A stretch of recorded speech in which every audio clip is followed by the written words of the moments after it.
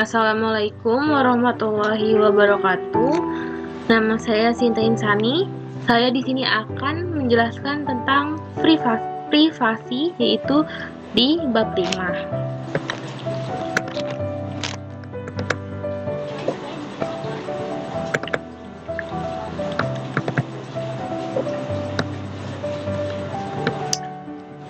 Pendahuluan. Pertama adalah latar belakang. Pada saat ini, melihat dengan adanya perkembangan zaman yang begitu sangat pesat dan cepat, bahkan condong tidak terkendali, semua orang bisa melakukan apa saja dengan sangat mudah dan cepat.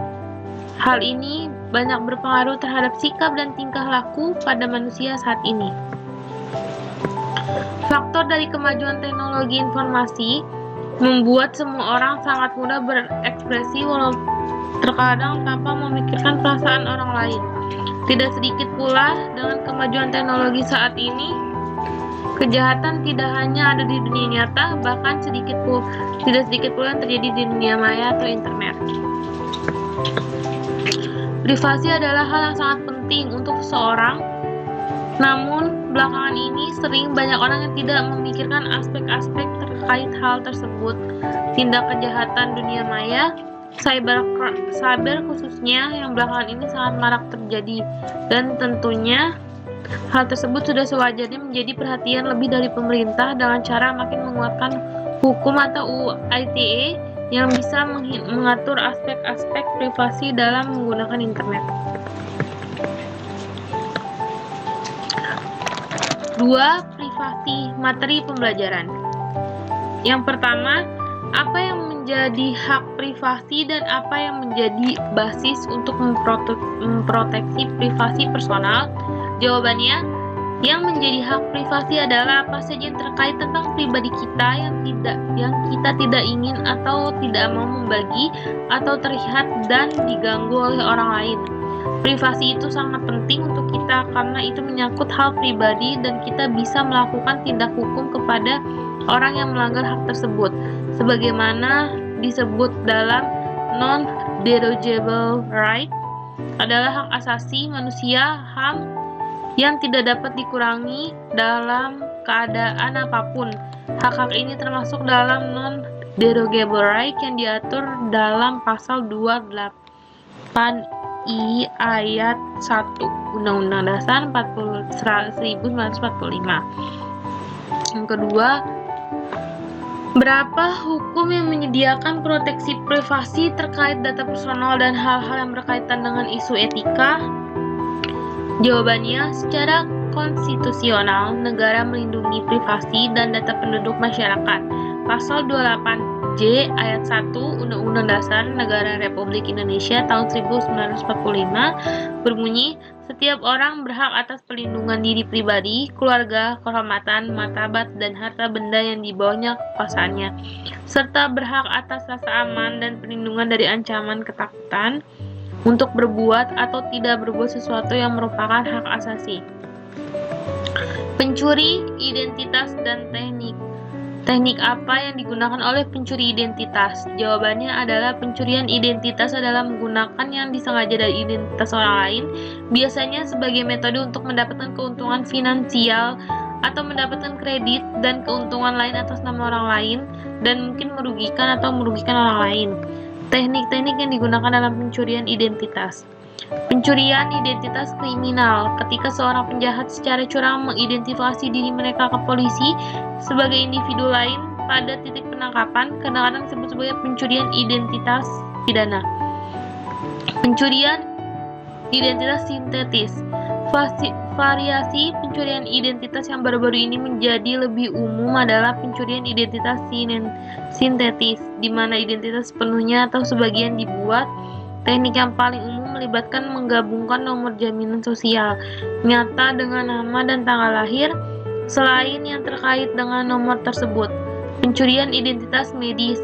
Variasi pencurian data pribadi, histori kesehatan, riwayat penyakit, dan lain-lain. Pencurian identitas anak. Pencurian identitas anak yang terjadi ketika identitas anak di bawah umur digunakan oleh orang lain untuk keuntungan pribadi si penipu. Pencurian identitas finansial. Jenis yang paling umum adalah pencurian identitas finansial, di mana seseorang ingin memanfaatkan ekonomi atas nama orang lain. Pencurian identitas pajak. Salah satu kategori pencurian identitas utama adalah pencurian identitas pajak. Pencurian identitas pajak terjadi ketika seseorang memperoleh informasi orang lain dan menggunakan untuk menerima pengembalian pajak. 4. Berbagi strategi yang digunakan untuk melakukan consumer profiling dan sebagai isu etika terkait. Jawabannya, yang harus dilakukan perusahaan dalam melakukan consumer profiling adalah menjaga kerahasiaan data pribadi konsumer dengan tidak atau menyebarluaskan dan membagi profil terkait konsumer. Apa yang harus dilakukan oleh organisasi untuk memperlakukan data customer secara bertanggung jawab? Jawabannya, yang bisa dilakukan suatu perusahaan atau organisasi adalah menjaga dengan sangat baik data yang sudah customer berikan. Karena kepuasan customer adalah prioritas, salah satu caranya menjaga apa yang sudah dipercayakan kepada organisasi dan perusahaan. Tujuan pembelajaran. Yang selanjutnya, tujuan pembelajaran. Memahami bagaimana penggunaan IT dapat mempengaruhi hak privasi dan memahami beberapa aturan hukum yang terkait dengan hak privasi. 2.3 Aktivitas pembelajaran.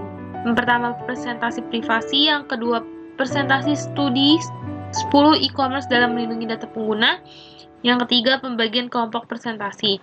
2.4 Definisi dan contoh privasi.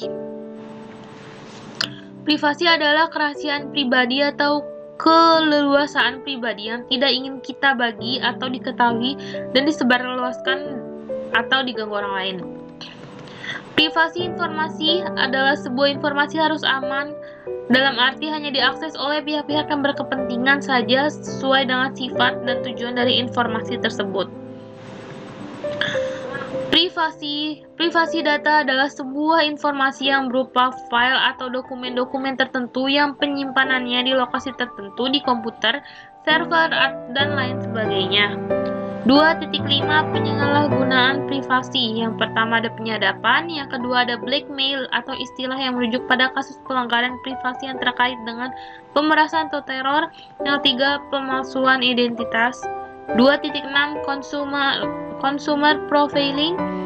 Yang pertama ada definisi.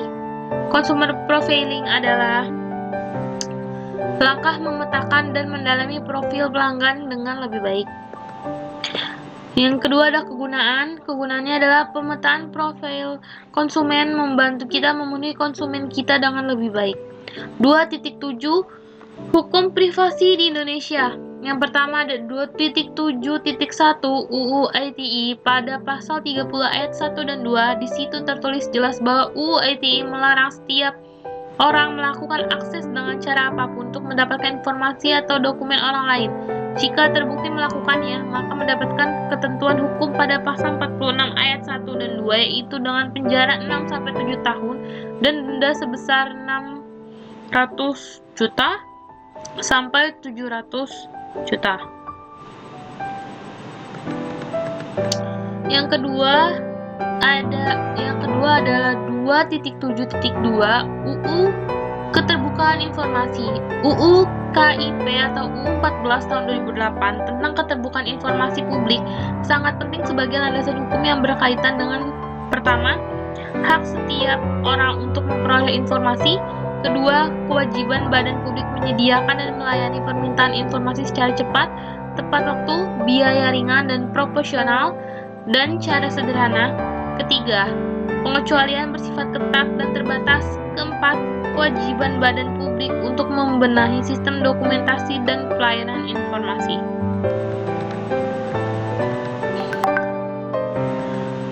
2.7.3 Hukum Privasi Indonesia. UU ITE memang belum memuat aturan perlindungan data pribadi secara khusus, tetapi secara implis UU ini mengatur pemahaman baru mengenal perlindungan terhadap keberadaan suatu data atau informasi elektronik baik yang bersifat umum maupun pribadi.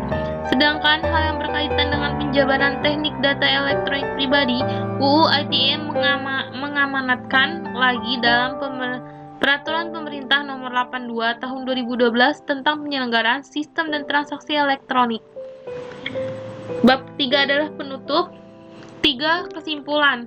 Privasi adalah suatu kerahasiaan atau unsur pribadi yang dimiliki oleh seorang dan orang tersebut tidak ingin membagikannya atau menyebarluaskannya hal tersebut kepada siapapun.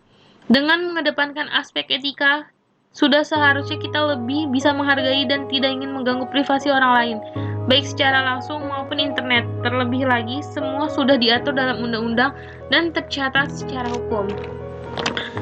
Sekian penjelasan dari saya, kurang lebihnya mohon maaf. Wassalamualaikum warahmatullahi wabarakatuh.